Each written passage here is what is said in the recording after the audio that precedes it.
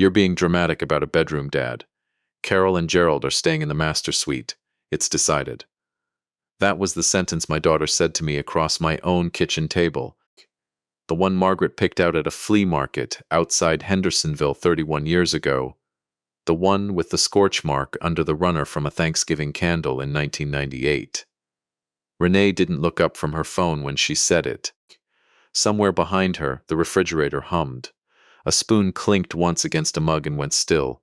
Nobody breathed for a second. Even the dog, curled by the radiator, lifted his head and then put it back down, as if he alone understood that something in the room had just broken and couldn't be unbroken. I have been compared to a lot of things in 63 years, a stubborn old goat, a relic. Once memorably by my own father, a slow learner who measures twice and still cuts wrong. But nothing landed the way that moment did, sitting in my own kitchen, being told where I would and would not be permitted to sleep, in a house I built board by board with my own two hands. I felt exactly like a boundary stake pulled up out of the ground and tossed into the weeds along the fence line, still solid, still stamped with my name, completely irrelevant to the people redrawing the property lines around me. My name is Walter Hale. I spent 38 years as a licensed land surveyor in western North Carolina. And before you decide that sounds dull, understand this. A surveyor's entire profession is the establishment of boundaries, where one thing ends and another begins, where your land stops and mine starts. I have stood in the mountains above Asheville in freezing rain, driving iron pins into red clay, settling arguments between neighbors who hadn't spoken in a decade over 18 inches of dirt. I know, better than almost anyone alive, that a boundary which isn't defended stops being a boundary. It just becomes a suggestion. And for 3 years I had let every boundary in my own house become a suggestion. My wife Margaret died 5 years ago this past March. Ovarian cancer, caught too late, gone in 4 months flat, fast enough that I still sometimes walk into a room expecting to find her reading in the blue armchair by the window. We built this house together on 4 acres outside Asheville back in 1994, a 2-story craftsman with a wraparound porch, a stone chimney I laid myself over 2 summers, and a garden Margaret tended until the last month she was able to kneel in the dirt. It was never a big house. It was never meant to be. It was meant to be enough for the 2 of us, and later for our daughter, and eventually, we hoped, for grandchildren who would run barefoot across that same lawn. 3 years ago, my daughter Renee and her husband Derek showed up on a Tuesday evening with 2 suitcases and a story about a landlord tripling their rent with 30 days' notice. Renee is 33. She worked technically, before she decided to focus on the wedding planning business she was building, which so far has produced one styled photo shoot and a great deal of my grocery money in marketing. Derek is 35, sells commercial insurance, and has the spine of a man who has never once in his life said the word no to his wife and meant it. I said yes to 6 months. I always say yes. That is, I should tell you now, before we go any further, my one real flaw. The thing Margaret used to tease me about, even as she loved me for it. I cannot say no to my daughter. I never could. When Renee was 7 and wanted a horse we had no land or money for, I built her a wooden one instead, hand-carved, hinged at the neck so it could nod. She still has it, packed in a box somewhere in my attic that she has never once come to collect. That's the shape of my weakness, not blindness, not stupidity, just an inability, when it comes to my only child, to close the door even when every instinct in me says I should. 3 years became the current situation. And 3 weeks ago, at that kitchen table, my daughter informed me that her husband's parents, Carol and Gerald Whitmore, a couple from Charleston who own 2 Cadillacs and speak to waitstaff like they're filing a complaint, would be occupying my bedroom for the week of Christmas. My room. The room where Margaret and I slept for 26 years. The room where I held her hand at 4 in the morning while hospice measured out the last of her breathing.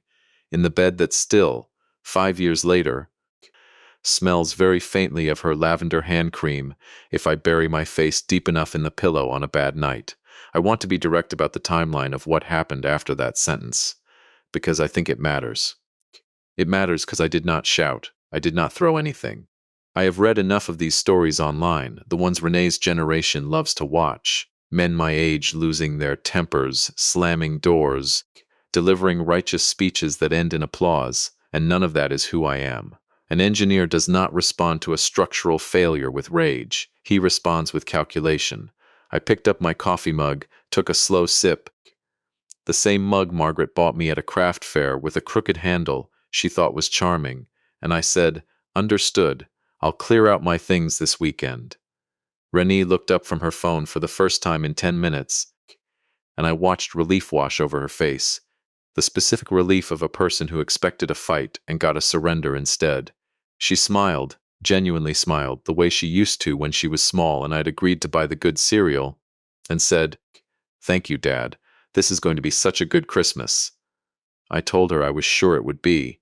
What I did not tell her, what I had not yet fully admitted even to myself, standing at that sink with warm water running over my hands, was that something in me had gone cold and clean and final in that moment, the way a fracture in a load-bearing beam goes quiet right before it gives way entirely.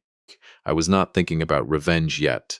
I want to be honest about that. In that first hour, I was only thinking about survival, about where, at 63 years old, in my own home, I was supposed to sleep for a week in December while strangers occupied my dead wife's side of the bed. I should mention here, because it will matter later, the thing about my weakness, the private, human crack in a man people mistake for unbreakable. Every year on the anniversary of Margaret's death, I do not answer the phone. I do not leave the house. I sit in the blue armchair by the window with a cup of coffee going cold in my hands, and I do not speak to another living soul until the sun goes down. Renée learned, years ago, to simply not call me on March the 14th. It is the one day a year the surveyor cannot hold his own lines. It is the one day a year I am not calculating anything at all. I am only grieving plainly, like anyone else. That Tuesday night was not March the 14th. But it was close enough to that same kind of quiet devastation that I understood. Walking down the hallway toward what used to be my study, and was now, since Renée and Derek's arrival, a glorified storage closet with a cot I occasionally napped on, that I needed somewhere to actually think. I locked the door behind me, the only door in the house I still locked, the only room Renée had never once bothered to enter, because it held nothing she wanted: old survey equipment, filing cabinets, a roll-top desk that had been my father's. I sat down at that desk, and I did not cry, and I did not plan anything dramatic. I simply opened the bottom drawer, the one I hadn't touched in over a year, looking for the folder of insurance documents I vaguely remembered needing for something unrelated. And that's when my hand found, tucked behind the folder, a flat wooden case I had completely forgotten existed. Margaret's old survey correspondence box, the one she used to keep letters in during the years I traveled for field work, and we wrote to each other more than we talked, back before cell phones made that kind of patience unnecessary. I want to slow down here, because this is the part that changed everything, and I don't think I understood, in the moment, how much it would. Inside that box, beneath a stack of letters I had read 100 times over the years, silly ones, loving ones, one where she'd drawn a terrible cartoon of me falling into a creek during a job in 1991, there was one letter I did not recognize. It was dated 11 months before she died. The handwriting was hers, but shakier than I remembered it being that early in her illness, which told me she must have written it, in secret, in a stolen hour, without telling me. I did not open it that night. I want to be honest about that too, because I think it says something true about who I actually am. Underneath the calculating surface, everyone assumes covers nothing at all. I sat there holding a sealed letter from my dead wife, 3 weeks before my house would be filled with strangers sleeping in our bed, and my hands were shaking too badly to break the seal. I put it back in the box. I put the box back in the drawer, and I sat in the dark of that locked room for a long time, listening to Renée's laughter drifting down the hallway as she scrolled through Pinterest boards for Christmas table settings. In the home I built, planning a holiday I would apparently be spending on a fold-out cot. I didn't know it yet, but that unopened letter was going to become the single most important document in the entire unraveling of what followed. Not because it contained a scheme or a secret account number or anything so convenient as that, because of what it actually said. when I finally found the courage to read it, which took me 4 more days. But before I get to the letter, I need to tell you about the 2 weeks that followed that kitchen table conversation, because that's when the real shape of what my daughter had become finally came into full, undeniable focus. The first sign came 3 days later, on a Friday evening, when Renee slid a laminated document across the counter toward me, the way a person hands over a restaurant bill they have no intention of paying. It was a spreadsheet, genuinely, an actual spreadsheet, color-coded, with categories like prime rib 2, bone-in, charcuterie, must be Whitmore-approved brand, and a line item simply labeled wine good, not the cheap stuff Dad usually gets, that made something in my chest go very still and very quiet. Carol's severely gluten intolerant, Renee said, not looking at me, already scrolling on her phone. Actually intolerant, not the fake kind. And Gerald only drinks single malt, nothing blended. He can tell the difference and he'll say something if you get it wrong. I need you to handle all this by Wednesday. I've got the photographer booked for the family portraits, and I cannot also be doing grocery runs. I looked down at that list.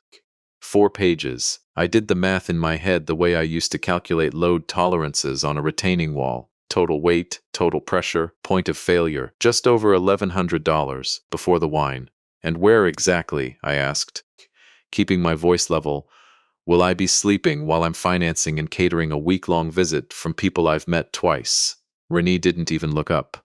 The pullout in the basement. It's fine, Dad. It's literally a week. You're up at 5 every morning anyway. You'll barely even be in the house. The basement pullout. I want you to understand what that couch actually was, because the detail matters more than it sounds like it should. It was a hand-me-down from my late brother's hunting cabin, 31 years old, with a broken spring dead center that I myself had complained about a decade ago before deciding it wasn't worth the money to replace a couch nobody used. The basement itself is unfinished. Poured concrete floor, exposed joists, a space heater that struggles to keep the chill above 55 degrees on a bad night. That was where my daughter proposed I spend a week of my own December, in my own home, while her mother-in-law slept in sheets. My late wife once picked out at a linen shop in Charleston, on our anniversary trip the year before she got sick. I looked at my son-in-law then, because he was sitting right there at the counter, close enough to have heard every word, pretending very hard to be absorbed in a football highlight on his phone. I gave him one long moment, one real chance, to say something. Anything. To tell his wife that maybe, just maybe, exiling his father-in-law to a broken couch in an unheated basement so his own parents could enjoy a heated master suite was a step too far. Derek cleared his throat. He shifted in his seat. And then he said, without lifting his eyes from the screen, "It's only a week, Walt. You've got thick skin. You'll survive. You've got thick skin," as if I were a piece of siding. As if my only value in that conversation was structural durability, my ability to absorb weather without complaint. I did not argue. I have found, in 63 years, that arguing with people who have already decided you don't matter enough to be argued with is like arguing with a flood. The water doesn't hear you. It just rises. So I folded the grocery list in half, the way I'd folded 1,000 survey reports in my life, precise and unemotional, and I said, "I'll take care of it." Renee beamed. She actually clapped once, a small, satisfied sound, and said, "You're the best, Dad, seriously," and went back to her phone. I want to tell you something about that phrase, "You're the best, Dad," because I have turned it over in my mind every day since. It cost her nothing to say. It was not gratitude. It was payment, the exact minimum currency required to keep a useful old man compliant. I had heard variations of that sentence for 3 years. Every time I paid a bill, fixed a broken gutter, drove 40 minutes to pick up a prescription because Derek was slammed at work. And every time I had let it be enough. That Friday evening, standing in my own kitchen holding a laundry list of demands from people who had exiled me to a broken couch in my own basement, I understood, with the same flat, structural clarity I'd once used to condemn a failing bridge support, that it would never, ever be enough again. Not because I stopped loving my daughter. I want to be very clear about that now and later. I never stopped loving her for one single second of what follows, But love, I had finally learned at 63 years old, is not the same thing as a blank check. And a man who cannot tell the difference eventually loses both his dignity and his daughter's respect at the exact same time. That night, after Renee and Derek had gone up to bed, to the guest room they'd have to vacate for the Whitmores, ironically, which meant they too would be sleeping somewhere less comfortable for the week, a fact that gave me no comfort at all, because misery loves nothing so much as company it can still boss around. I went back to my locked study. As I sat down at my father's roll-top desk, I took Margaret's box back out of the drawer. This time I opened the letter. Her handwriting filled 2 full pages, front and back, and I am not going to pretend I read it without my hands shaking.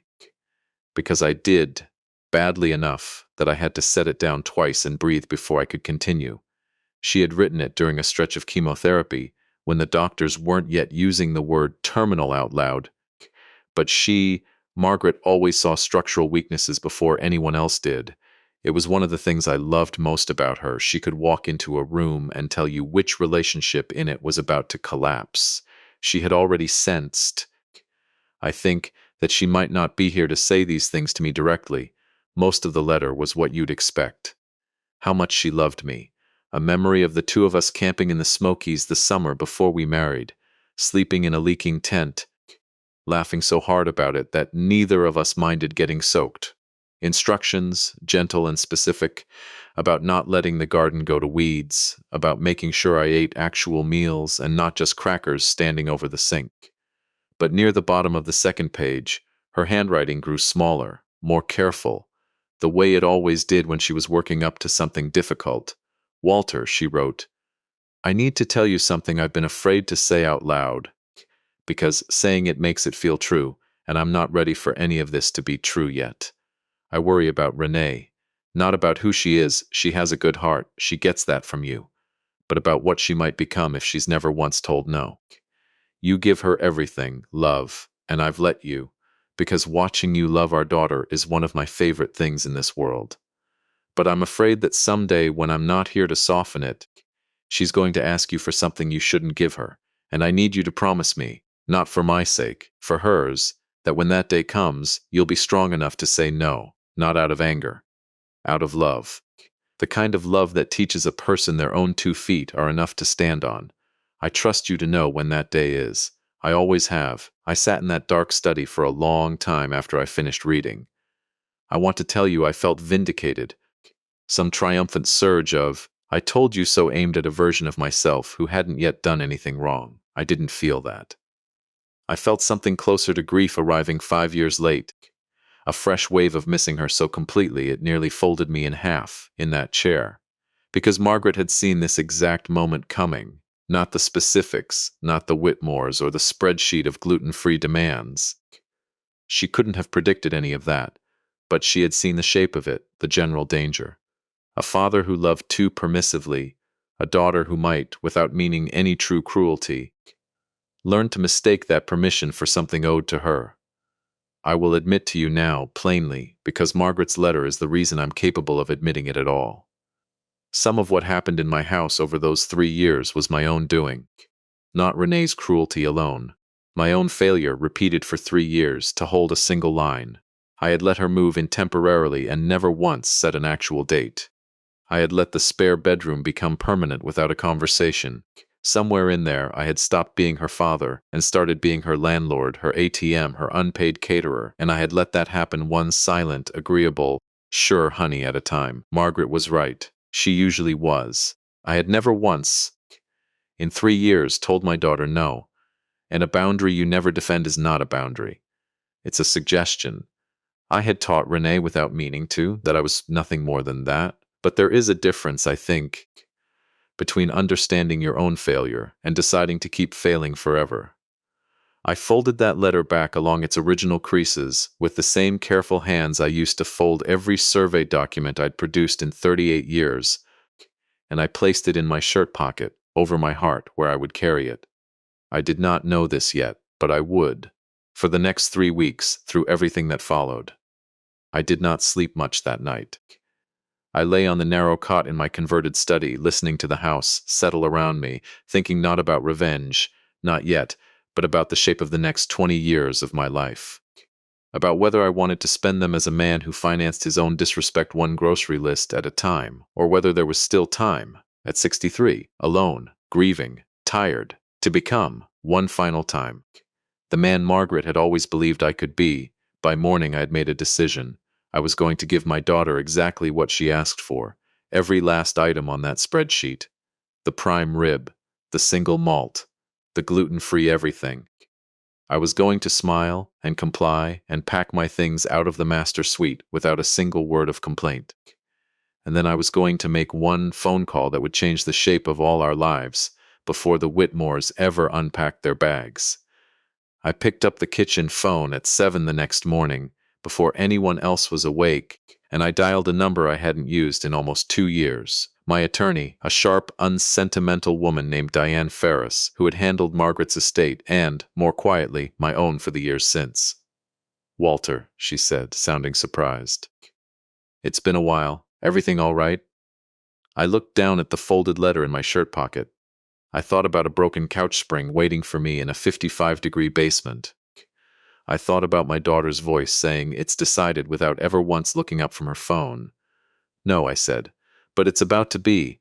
Diane, I need to talk to you about the trust, and I need to talk to you about the house." Diane Ferris had been my attorney for 11 years, and in all that time I had never once called her before 8 in the morning. She didn't ask why I was breaking the pattern. She simply said, "Give me 20 minutes to get to the office," and hung up.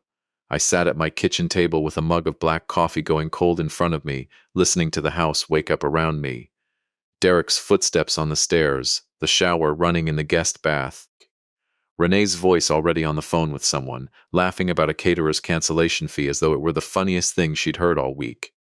I did not go upstairs. I did not knock on any doors. I sat very still, the way I used to sit on a job site right before a controlled demolition, waiting for the exact right second to give the signal.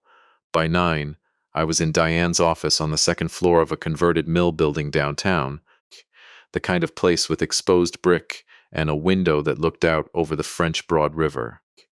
She had a legal pad in front of her, and the particular expression she wore when she already suspected the conversation was going to be more interesting than her usual Tuesday. "Tell me everything," she said. "Start from the beginning, and don't leave out the parts you think make you look unreasonable. Those are usually the parts that matter." So I told her. The 6 months that became 3 years. The joint checking account Renee still had access to, the one I'd opened years ago as a young adult safety net and never closed, which I discovered, after Diane pulled the statements herself that afternoon, had been quietly drained by nearly $4,000 over 18 months, in withdrawals. I'd never questioned because I trusted my own daughter not to lie to me about what the money was for. I told her about the grocery list, about the basement, about Margaret's letter, which I took out of my shirt pocket and read aloud, my voice cracking exactly once, on the line about a father's love teaching a daughter her own 2 feet were enough. Deanne listened without interrupting, which is one of the reasons I trust her. When I finished, she set down her pen and looked at me for a long moment. "Walter, I'm going to ask you something, and I want you to actually think before you answer, not just tell me what you think I want to hear. Do you want to punish your daughter? Or do you want to protect yourself? Because those are 2 different projects, and if you try to do both with the same set of tools, you'll end up doing neither one well." I sat with that question longer than I expected to. I thought about the version of this story I could tell myself, the wronged father, the villainous daughter, a clean and satisfying collapse where she loses everything and learns her lesson in one dramatic afternoon. It was tempting. God, it was tempting, but Margaret's letter was still warm in my hand, and Margaret had never once, in 26 years of marriage, wanted me to be cruel. She had wanted me to be strong. Those aren't the same thing either, and I think that's a distinction most people my age, sitting where I was sitting, don't bother making. "I want to protect myself," I said finally, "and I want her to understand, really understand, not just apologize because she got caught, that what she's been doing to me isn't something a father is supposed to just absorb forever. I don't want to destroy her, Diane. I want to stop financing her ability to destroy herself. Diane nodded slowly, like I'd passed some kind of test. All right, then here's what we're going to do, and I want to be honest with you about the timeline, because none of it is instant. First, the house. You own it outright, no mortgage. Correct? Correct. Paid off 9 years ago. Good. Then nothing about the ownership needs to change for to make decisions about it. You don't need Renee's permission for anything, you never did. The reason this has felt complicated for 3 years isn't legal, it's emotional. Second, the account she's been drawing from. We close that today.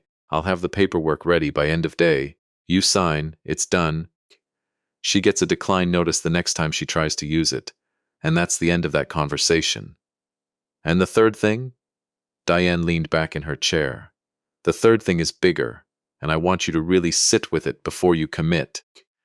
Because there's no undoing it once it's public in the family. You mentioned a few years back that a development group had approached you about the property. The senior living group, wasn't it? Wanted the acreage for a boutique assisted care community. I remembered. 2 separate letters over the past 4 years, both of which I'd thrown away without a second thought. Because the idea of bulldozing the house Margaret and I built with our own hands had felt, at the time, like a kind of betrayal. They're still building in this county, Diane said. I ran into their council at a bar association dinner last spring. If you're serious about a full reset, not punishment, Walter, a reset, that offer is very likely still on the table, and it would be enough to set you up comfortably anywhere you wanted for the rest of your life. Somewhere warm, somewhere quiet, somewhere that isn't a 55-degree basement in December. I sat with the weight of that for a long moment. It is one thing to imagine, in the heat of an insult, walking away from your home. It is another thing entirely to sit across from your attorney and hear the exit described in plain, achievable terms. I'm not doing anything before Christmas that leaves Renee homeless in the middle of winter with no warning at all, I said. I want to be clear about that. I'm angry, Diane. I'm not cruel. There's a difference, and I intend to keep knowing it. Understood, Diane said. So here's a version that respects that. We move on the account today. That's simple, and it's yours to do regardless of anything else. We start the paperwork on the property sale now, quietly, with a closing date set well after the holidays, so nobody is out in the cold on Christmas morning. But the process is underway and irreversible enough that you can't be talked out of it by a well-timed apology. And the third piece, the piece I actually think matters most, based on everything you've just told me, is the trust. My late father had left me a modest trust, invested conservatively over decades until it had grown into something considerably less modest, meant eventually to pass to Renee. I had never touched the beneficiary designation since the day it was drawn up, 20 years ago, back when Renee was a teenager who still hugged me goodnight and had never once, as far as I knew, told a lie that cost me actual money. I'm not disinheriting my daughter, I said, more sharply than I meant to. I want to be very clear about that too. Whatever else happens, she's still my child. Nobody's suggesting you disinherit her, Diane said gently. I'm suggesting you add structure. Right now the trust passes to her outright, no conditions. The day you die. What if, instead, it passed into a structured distribution, enough to matter, enough to genuinely help her, but not enough to hand to a 33-year-old woman who's already shown you she doesn't yet know how to be trusted with unrestricted access to money that isn't hers? You're not punishing her, Walter.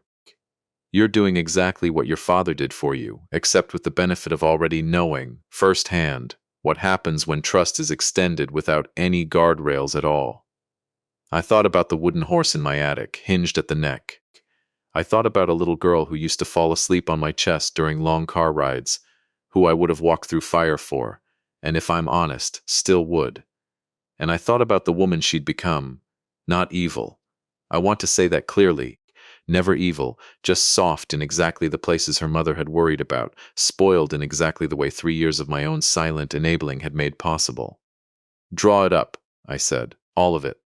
And Diane, I need you to also draft something separate, a letter, not legal, personal. I want to write to her myself in my own words, and I want it ready to hand to her at the right moment, whenever that turns out to be. Diane didn't ask what the letter would say. She just nodded and made a note. I left her office a little after 11 that morning and drove home along the parkway instead of the highway, taking the long way, the way Margaret and I used to drive on Sunday afternoons for no reason, except that the mountains looked good in October light. I wasn't ready yet to walk back into a house full of people who didn't know their entire foundation had just quietly begun shifting beneath them. I needed one more hour of being only Walter, not yet the man who was about to become, in his daughter's eyes, the villain of her own Christmas story. By the time I pulled into the driveway, there was a delivery truck idling out front, and two men were carrying a folding cot and an air mattress up toward the guest room. Apparently, Renee's solution to Derek and herself being displaced by his own parents was not, in fact, generosity toward me, but a fresh set of accommodations for her and Derek that were considerably nicer than what I'd been assigned.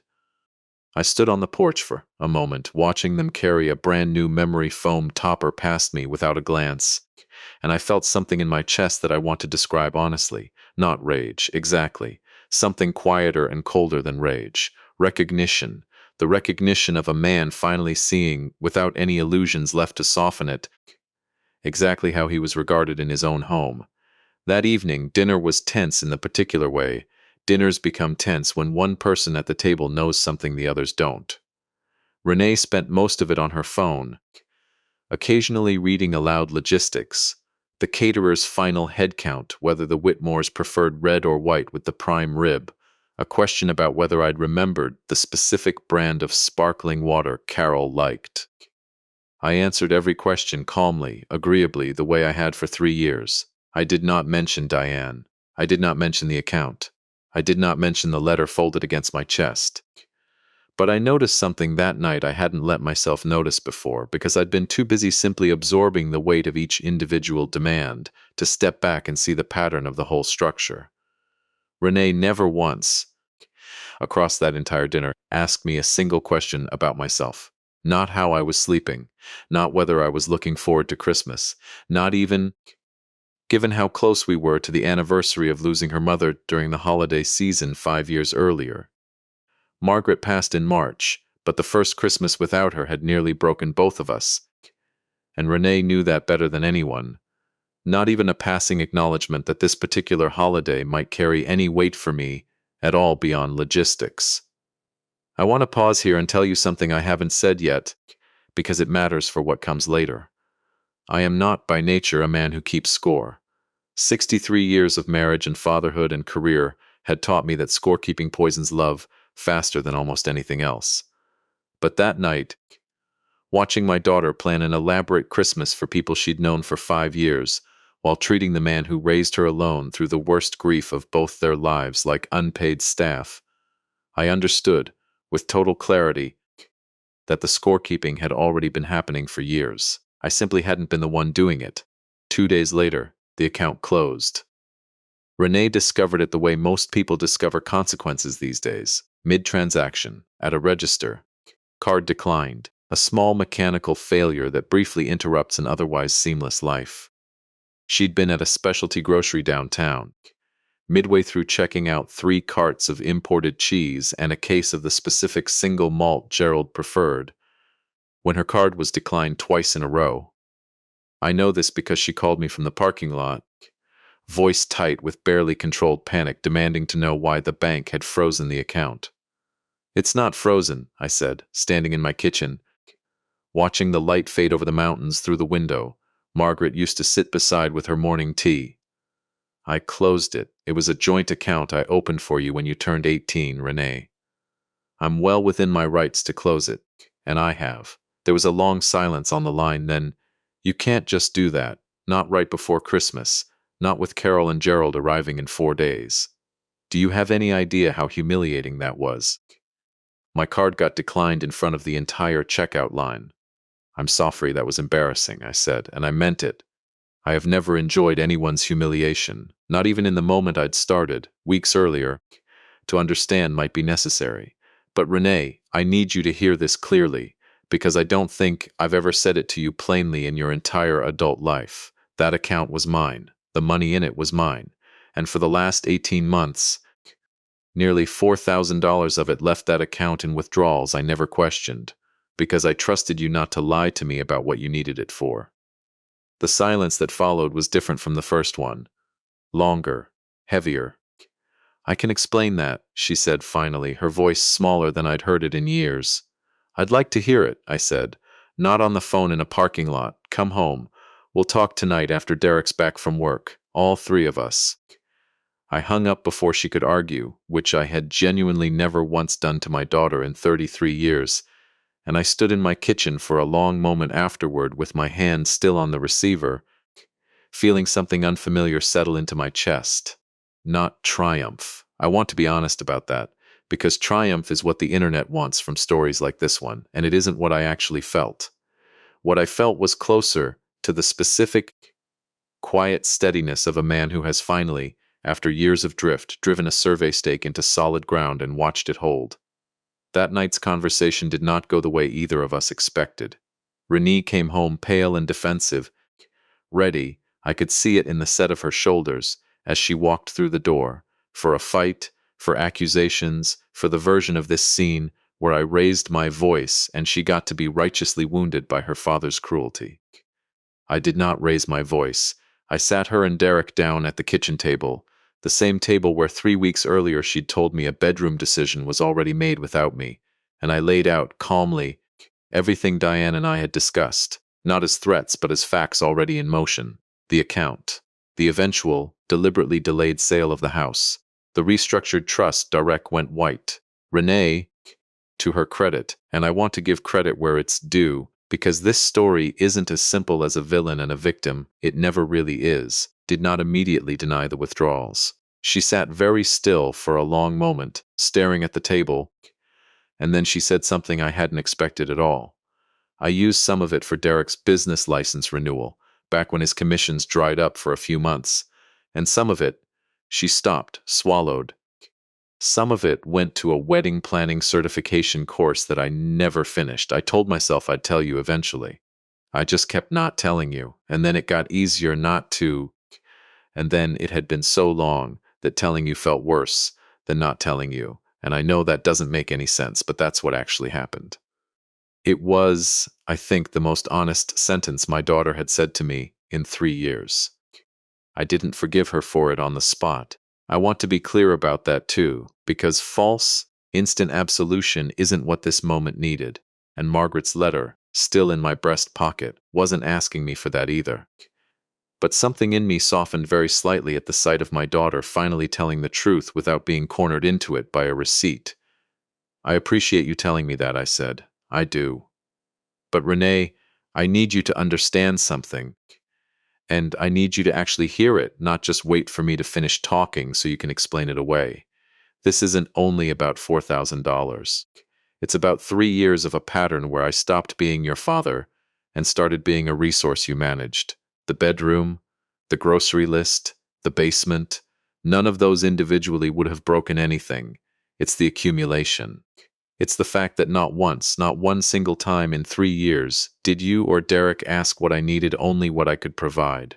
Derek, for the first time since this entire ordeal began, actually spoke without being prompted.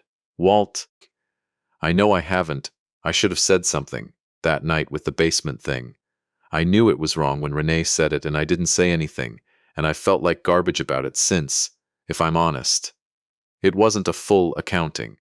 It wasn't even close to enough on its own to undo 3 years, but it was the first time either of them had said something in that kitchen that sounded less like managing me and more like actually seeing me, and I registered that difference the way a surveyor registers the first true bearing in a chain of measurements. A small correction, but one that changes every calculation that follows. I told them both, that night, that the Whitmores would still be welcome to stay for Christmas as planned. I would not uninvite anyone 4 days before the holiday, would not create the kind of chaos and humiliation for my daughter that I'd never actually wanted, even at my angriest, but I also told them plainly that I would not be sleeping in the basement. I'll take the study, I said. It's small, but it's mine, and it's warm, and nobody is putting me on a broken couch in an unheated basement in my own home again. If that's a problem for the Whitmore's comfort, that's a conversation you'll need to have with them, not with me. Rennie didn't argue. I think, by that point, some part of her already understood that the ground beneath the entire arrangement had shifted in a way no amount of arguing was going to reverse. What none of us discussed that night, what I hadn't yet told either of them, because Diane and I had agreed the timing needed to be exact, needed to happen on my terms and not be leaked early by a panicked confrontation, was the house sale already quietly moving through paperwork. The closing date set for the second week of January, a full 3 weeks after the Whitmores would pack up and drive back to Charleston, believing, as far as they'd ever know, that nothing at all had changed. I want to tell you something honest about the days that followed, the final stretch before Christmas itself, because it wasn't the clean, satisfying descent into villainy that these stories usually promise. Renee was quieter that week than I'd seen her in years. She started, unprompted, doing small things she hadn't done in 3 years, washing her own dishes instead of leaving them in the sink for me, asking once, almost shyly, whether I wanted help hauling the good ornaments down from the attic, the ones that had been Margaret's. We did that together, the two of us, on a cold Thursday afternoon 3 days before Christmas, sitting on the attic floor surrounded by boxes, and at the bottom of one of them, wrapped in tissue paper gone brittle with age, Renee found the wooden horse. She went very still, holding it in both hands, running her thumb along the hinge at its neck the way she used to as a little girl. "You kept this," she said, and her voice cracked on the last word in a way that had nothing to do with holiday stress or grocery lists or in-laws. "Of course I kept it," I said. "I keep everything that matters." She looked up at me then, sitting on the dusty attic floor in the gray afternoon light, and for just a moment I saw, underneath 33 years and 3 difficult years, and a marriage to a man who'd never learned to say no either, the little girl who used to fall asleep on my chest during long drives home from the mountains, who trusted her father completely and without condition because he had never once given her a reason not to.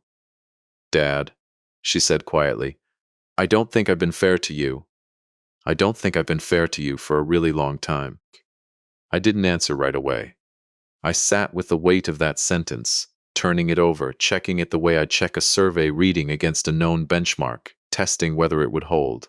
It felt, for the first time in 3 years, like it might, but I didn't yet know. Sitting there in that attic with my daughter 3 days before Christmas, the sale papers already quietly moving through Diane's office, Margaret's letter still folded against my heart, that the real reckoning, the one that would bring the Whitmore's entire visit crashing down in a single unforgettable moment, was still 4 days away, and it would not come from me at all. It would come from Carol Whitmore herself, standing in my dead wife's bedroom on Christmas morning, saying something so unforgivably cruel that even Renee would finally, publicly, be forced to choose a side. The Whitmores arrived on the 23rd of December in a silver Cadillac Escalade that took up most of my driveway, 4 days after that quiet moment in the attic. And from the second Carol Whitmore stepped out of the passenger seat, I understood we were not dealing with people who had ever, in their entire lives, been told no and made to sit with it. Carol was somewhere in her late 50s, dressed for a mountain Christmas, as though she were attending a luncheon in Palm Beach, cream cashmere, gold jewelry that caught the weak December light, sunglasses pushed up into hair that had clearly been styled that morning specifically for the drive. Gerald, her husband, was quieter, but in the particular way of a man who has learned that silence reads as authority if you hold your shoulders right. He shook my hand once, firmly looked past me at the house and said, "Nice little place," in a tone that made little do a great deal of unkind work. I want to be fair here, because fairness matters to me even now, even in the telling of this. The first day was tolerable, strained, formal, full of the careful performance every family does around new in-laws, but tolerable. Carol complimented Margaret's Christmas china without knowing whose it had been. Gerald asked about my career, with something that might, generously, have been called interest. I served the meals from Renee's spreadsheet without complaint. The prime rib, the imported cheese, the single malt poured into the good glasses.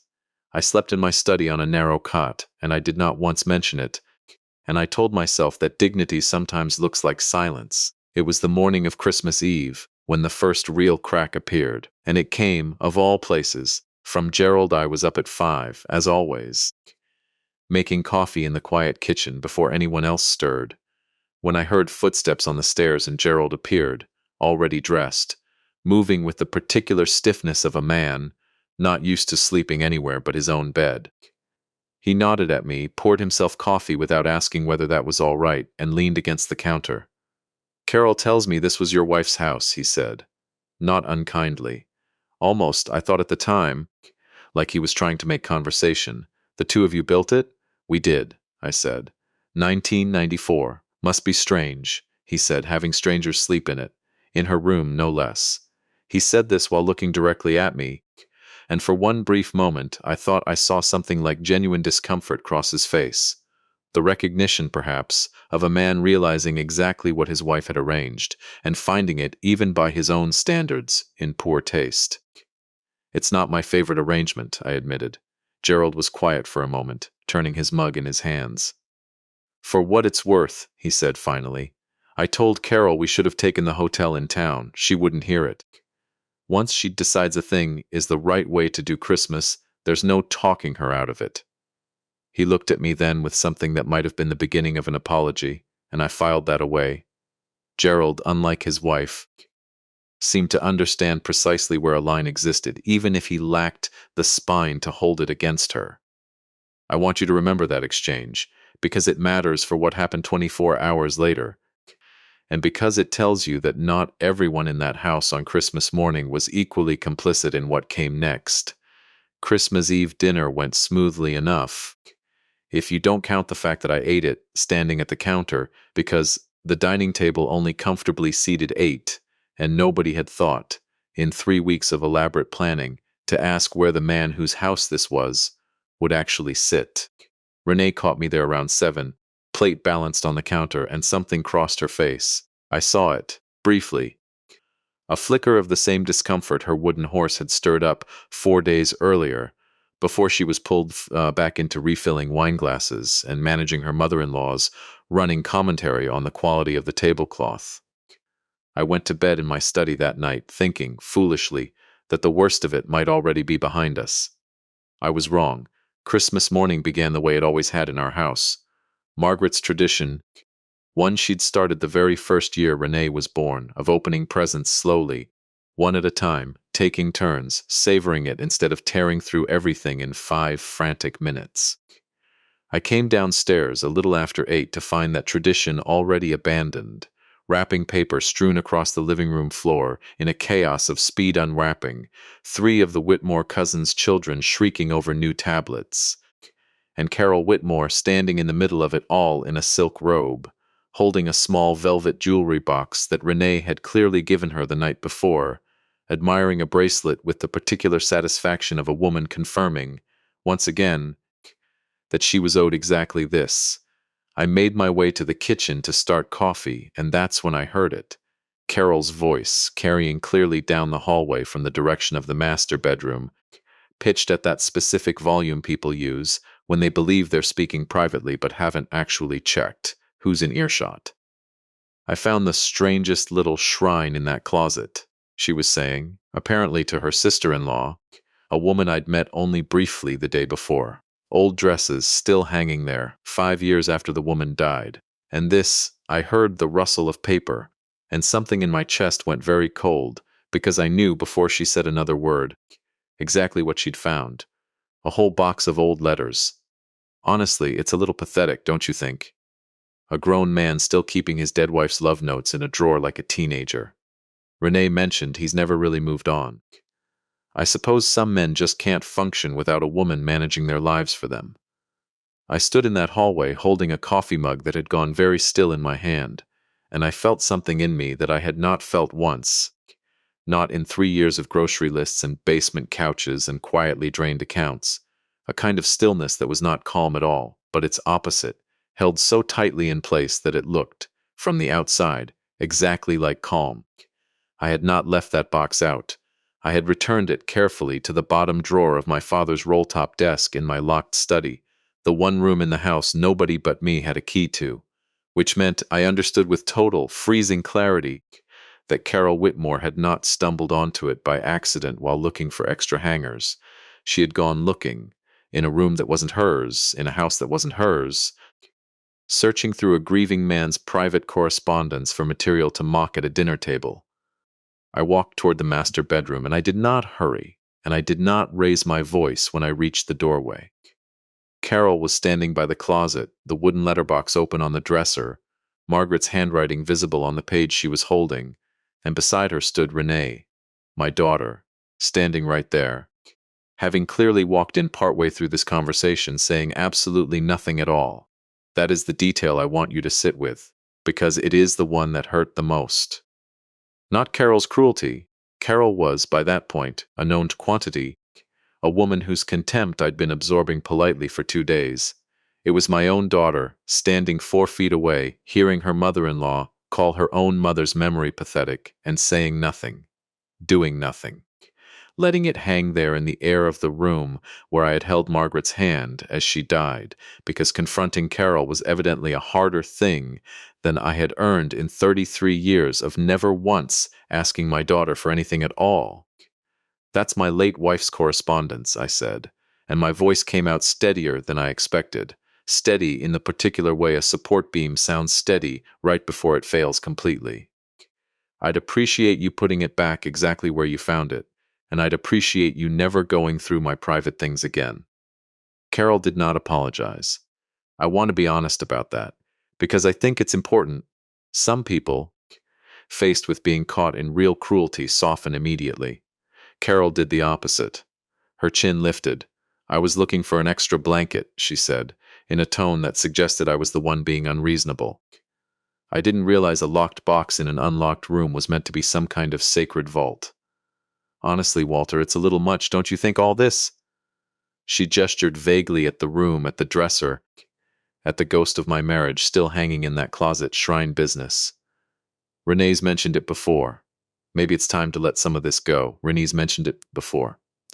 I looked at my daughter then, standing silent in the doorway of her dead mother's bedroom, and I watched something happen to her face that I will remember for the rest of my life.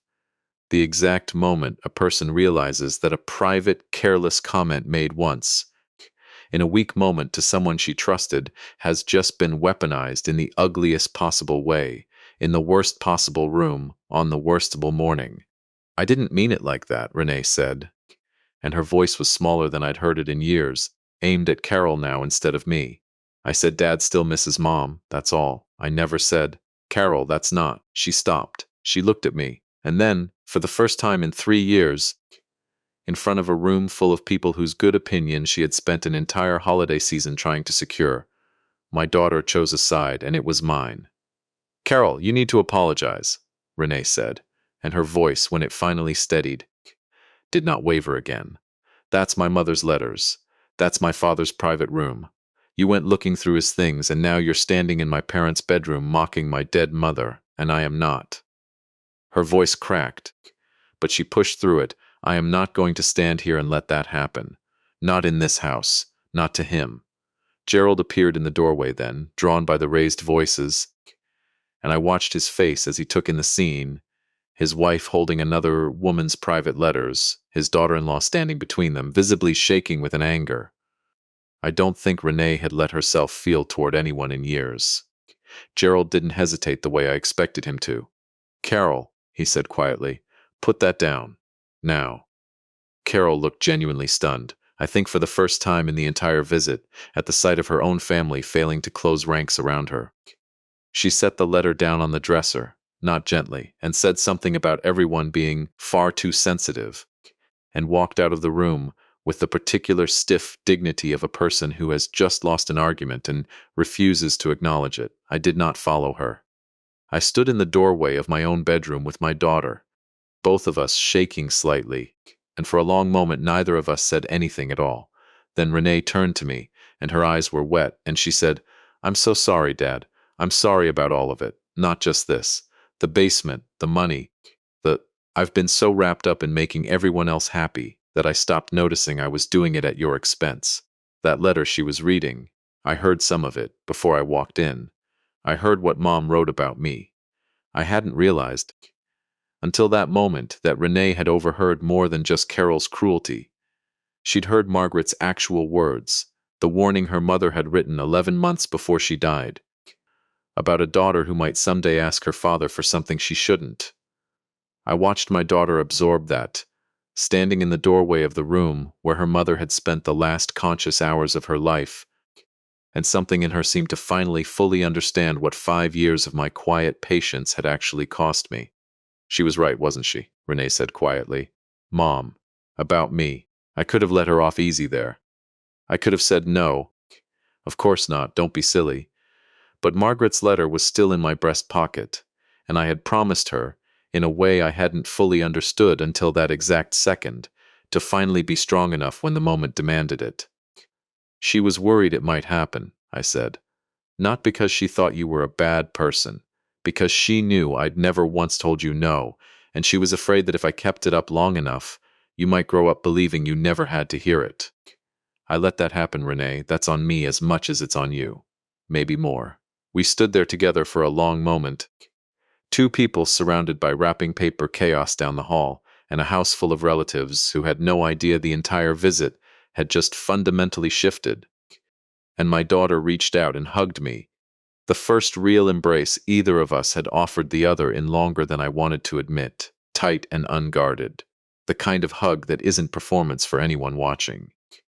I need to tell you something too, I said, once we'd separated because Diane's paperwork was still moving quietly through its process, and I had promised myself I would not let my daughter walk into January blindsided by news that should have come from me, directly, on my own terms. I've made some decisions this month, about the house, about the trust your grandfather left. I want to explain them to you myself properly, once everyone's gone home. Not today. Today isn't the day. But soon. Renee's face went pale, the way a person's does when they sense a door closing somewhere they can't yet see. Are you selling the house? I didn't answer right away. I'm making changes, I said. Real ones. Not to punish you. To make sure I'm never standing in a hallway like this again, wondering whether I still matter in my own home. Some of those changes might mean this house eventually belongs to someone else. But I promise you this. Nothing is happening without you knowing first. And nothing is happening in a way that leaves you standing out in the cold. That's not who I want to be, even now. She nodded slowly, and I could see her absorbing it, the fear and the guilt both present at once, and to her enormous credit, she didn't argue. Okay, she said, whatever it is. I think I probably need to hear it. Christmas Day finished out strangely quiet after that. Carol did not apologize again, not directly, though I noticed she was considerably more subdued through the rest of the visit, and Gerald, twice more before they left on the 26th, found small ways to make clear whose side he'd landed on, insisting at one point on doing the dishes himself, over Carol's objection, and thanking me, quietly, at the door on their way out, for hosting them at all, given the circumstances. I don't think Gerald Whitmore fully understood what circumstances he meant.